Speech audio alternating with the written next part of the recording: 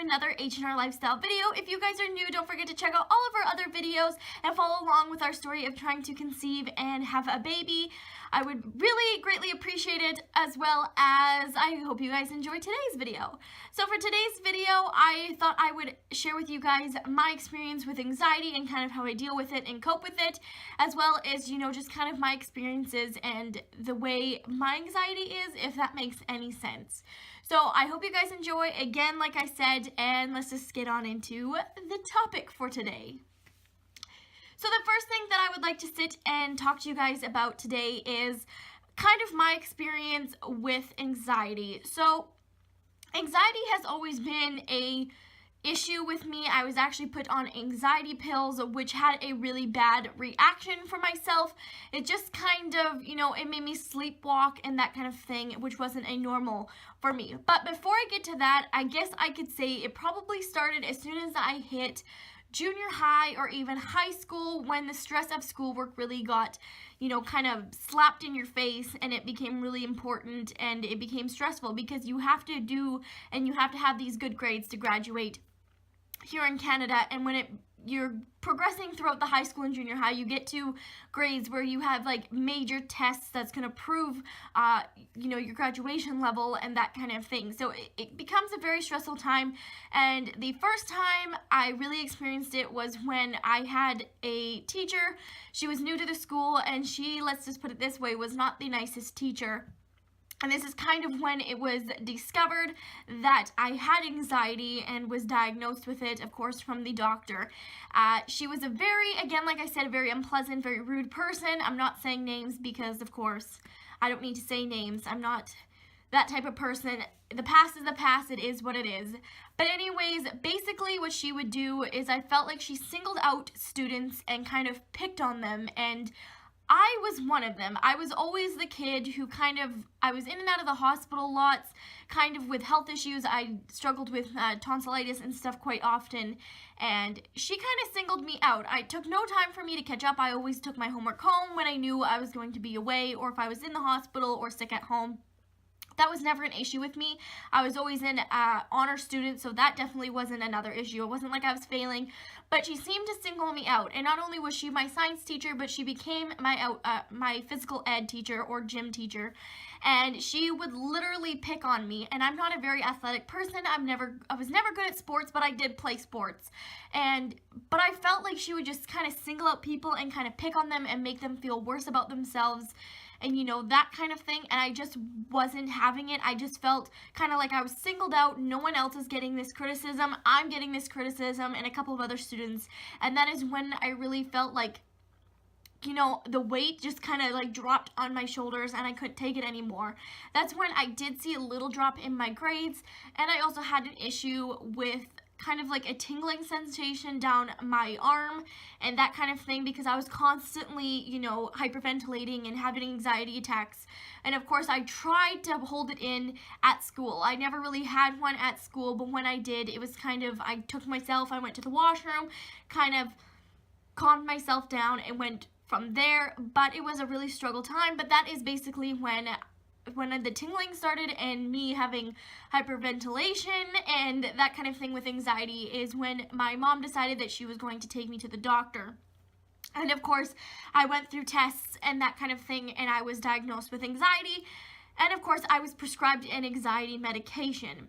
Now, starting with an anxiety medication, I didn't like it. It made me feel kind of out of my own skin. I didn't feel normal. I felt kind of like loopy. I just didn't feel normal. And the first major experience that happened that actually made me stop taking it, and my mom also refused to give it to me after that, was I went on a sleepover with my aunt and my cousin in a hotel, and I ended up sleepwalking, and it wasn't myself. I've never sleptwalked before, and I knew it was a result from this medication because that was the only cause or new thing that was happening within my life. It was a very weird time, and I will never forget that. I mean, I don't remember sleepwalking, but I remember my aunt saying, okay, you were sleepwalking, you were trying to hand us pillows, and I didn't remember anything like that. Plus, I almost felt like I was sleeping all the time, but I wasn't really, I was just kind of an out of body. Like I said, I didn't feel like I was in my own skin. It was a very weird, feeling and stuff like that. So I did go off the anxiety medication, and my mom said to the doctor that I wasn't going to continue this. It's not having good side effects on my body, and it's kind of affecting my schoolwork as well, because I didn't sleep as well, of course, with the sleepwalking probably being a major concern with that. The next thing that happened was I didn't want to go to counseling, because I'm not one that likes to share my feelings. I was always one that I want just to share my feelings with my parents, and my parents know everything about me, and I'm not afraid to share anything with them. It just takes a bit for me to get it out, if that makes any sense. So I didn't want to go to counseling, plus my parents couldn't afford counseling. It was just something that they couldn't afford, and I wasn't going to force them to pay something and then make themselves in a, huger hole or whichever with money. They had already put out enough money with braces and stuff at that time. I just didn't want them to have to fork over, going to, talk to someone else. And I knew I wouldn't feel comfortable talking to someone else. I just wanted to talk to my parents, and that was the best option for us. So basically, every day after school, my mom would sit me down, ask me how my day was, and that would be how we started the afternoon after school, was being sat down, asked how my day was, and I got to talk. As I got older, through more of the high school years, near basically diplomas, if you don't know Canada, in grade 12, it goes up to grade 12, and we have a diploma which is worth 50% of your mark. Now, that was probably another stressful time. I was having, again, anxiety issues, and, worrying about, okay, if I don't get, a good grade, I'm going to lose 50% of my grade, and I'm not going to graduate. And I want to graduate. I'm an honor student, and I was worried about failing. So basically, I would be able to spend, what really triggered this part was, and we knew that it was getting to be an issue again, it kind of subsided for a little bit, and then once again, near grade 12, and actually in grade 12, is when I would, girls have sleepovers with their friends and stuff, and I physically couldn't. I used to be able to. I would go to sleepovers all the time. I would be able to spend a week away from my parents at my friend's house, and then all of a sudden, I couldn't. I would get there, I'd be fine all day, but once it became the time to actually go to sleep, I would start hysterical crying, and I couldn't control it, and I didn't understand why. I just didn't want to be there. I'd hyperventilate, again, hysterically crying for no reason, and I couldn't pinpoint the reason, just that I didn't feel comfortable. I just wanted to be at home, and once I got home, it was just like a new light. I felt comfortable. I wanted to stay in my bed. I slept in my bed. My parents were near me all the time, and it hit a point where I couldn't have a sleepover anymore. So basically, when I wanted to have a sleepover or interact with my friends after school, it would be at my house, or I would go to their house, but it wouldn't be an overnight stay for myself, at least, just because I knew that I would get there and I'd be, yeah, I'm so excited. I'm going to spend the night. This is really cool. I'm really excited again, like I said, and then it would hit me right at bedtime, going to sleep. Everyone is asleep. I'd be the last one to fall asleep. I'd end up starting to have a panic attack, and I don't know what it was. I don't know if it was, I remember one time having a worry that I would stay here and then I'd wake up and my parents wouldn't be there anymore. I would have lost them. I wouldn't, my parents wouldn't be there anymore, and then I'd be stuck kind of by myself, if that made any sense. But definitely that was another hitting point. So my mom dealt with it again, asking me how I was every day, and it really did help me, and helping me through my schoolwork. And I had great teachers that year. That other teacher was no longer in the school, so I really had a good support system, and my best friends were amazing, especially my bestest friend at that time, or even I guess two of my bestest friends. They really understood because I had my anxiety attacks in front of them, so I had really good support there, plus their moms and their parents were really supportive as well. So I had a good backup, and basically, that was really good. After high school, it really calmed down. I was able to go out and spend time with my friends. I'd be able to spend the overnight with my aunt in a hotel with no issues. I would just be genuinely happy. And then again, it has been more so when I own a business and stuff like that. Around tax season is when this anxiety comes up again. And me sitting doing my taxes this morning has been kind of a light that I think I'd want to kind of share with you guys. So basically, My anxiety right now, where I'm at right now in my life, I'm 21, I'm going to be 22 in October, is the point where I don't live with my parents anymore, so I don't have that constant asking how I'm doing, what am I doing. They call me every day and they ask me, but it's not the same of having a one-on-one conversation. I do have Ryan to talk to, and he's very helpful with that, and he knows I struggle from anxiety.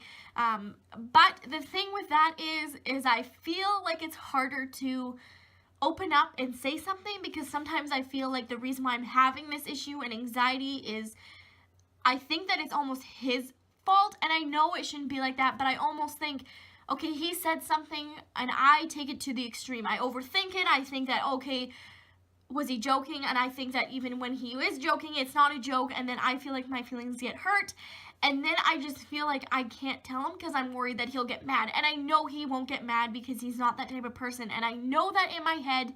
But with anxiety, and especially with my anxiety, it plays tricks on your mind, and you worry and you think the worst possible scenario. You don't think about the best, you think about the worst, and the worst basically gets you down, and it doesn't matter.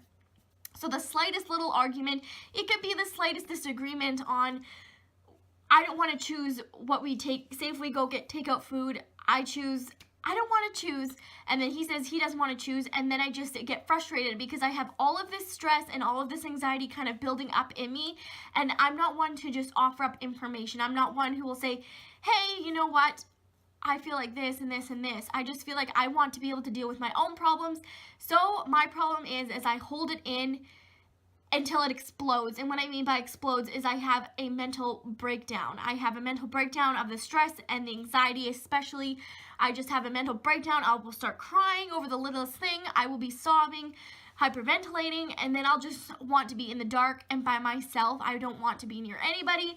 And then I feel bad because Ryan almost feels like it is his fault, and he gets kind of in a mood where he thinks it was his fault, the reason why I am like this, and it's not his fault. It could be the littlest thing that set me off from him, or say if he says the wrong thing, that could set it off, but it's multiple problems and multiple issues that have just been growing inside of me that I don't realize bug me as much as they did, until a little thing makes it explode, and then you just have a big, huge issue on your hands. The worst that I've had so far since I moved out is when I actually just went and sat in my closet. It was the darkest place. I knew I was utterly alone. It was a confined space, and I just felt calmer and better, and I could sit in there and cry, and it wasn't a big deal. It was just kind of, I was by myself. I could let all these emotions out, and no one really had a say. They couldn't say, you know, things like, okay, we need to work through this. I could just kind of work through it on my own in my mind. So that is basically my anxiety story. It is basically, I'm still working on it. I'm still struggling with it. The biggest part for me is learning how to, when I have an issue or think something's wrong, I need to learn to just offer the information, because some people don't ever know that you're struggling with it. And that's the thing with anxiety is people don't know you struggle with it until they actually see it happen. And with me, like I said, I kind of harbor it, I keep it inside, I build it, and I build it, and build it. It could be a day of everything's going wrong. Oh, I overcooked the meal, it's burnt, and then it goes to, oh crap, the computer's not working, the internet's not working, I can't get my work done. Oh my god, this phone call I have to deal with. It's just a bunch of things that just build up in you, and it just ends up exploding. So now moving on, I'd like to explain to you guys some of the things that I found that kind of helped me. I've kind of hinted at some of them, but now I kind of want to go into a little bit more detail of some of the things that have helped me. Definitely anti-anxiety medication does not work for me. Again, if it works for you, awesome. I'm very thankful for that, but it doesn't work for me.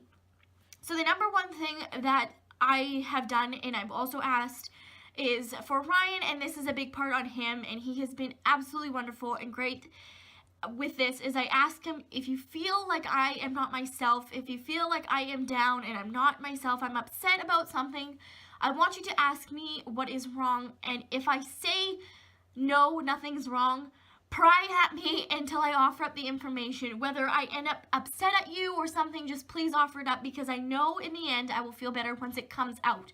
Whether you have to pry it from me or not, it's out in the open, and I feel a lot better once it's out. The next thing that I like to do is I like to keep fruit in my system. Like, I eat lots of fruit, drink lots of water, and I feel like that kind of helps me once I start eating junk food, if I do go on a junk food kick or eating lots of fast food, I find that just kind of slows my body down, and I become more susceptible to bringing all that emotion in and harboring it rather than just feeling happy and lighthearted. It just kind of brings you down in a mood and brings your self-esteem kind of down. The next thing is I try to go outside at least once a day. It's hard for me because Ryan and I live in a basement suite, but what I mean by going outside is I grew up on a farm around animals, and I don't have animals here, so it's been a hard struggle with that. I don't have my animals as a comfort for me, and I'm gonna start crying again on another emotional anxiety talk. Oh my gosh. Anyways, that has been the biggest struggle, is moving away from home, being away from my animals. That is a comfort for me. So basically, I try to get out to my parents as much as possible to be with my animals, and I'm crying again. Oh my gosh. Yeah, so with the animals, I try to get out there as much as possible to feel more like at home.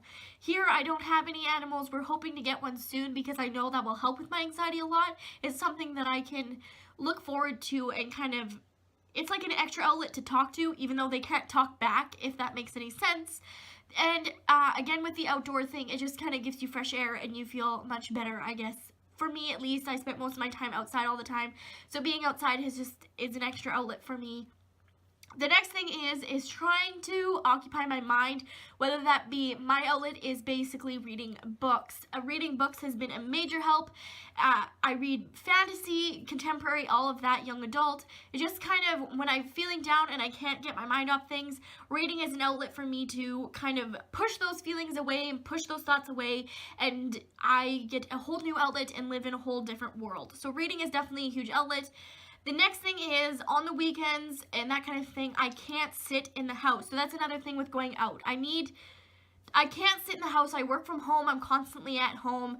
And then when I feel like I never leave the house, I'm in here 24/7, I feel cooped up, and that's when other issues start to arise. So I try to get out, go downtown, just get in my vehicle and drive downtown, walk around Walmart. I don't spend money a whole lot, but, just get out, go to the bookstore, just look around, go to the library, that kind of thing. Just kind of get out of my bubble of space at home and get away.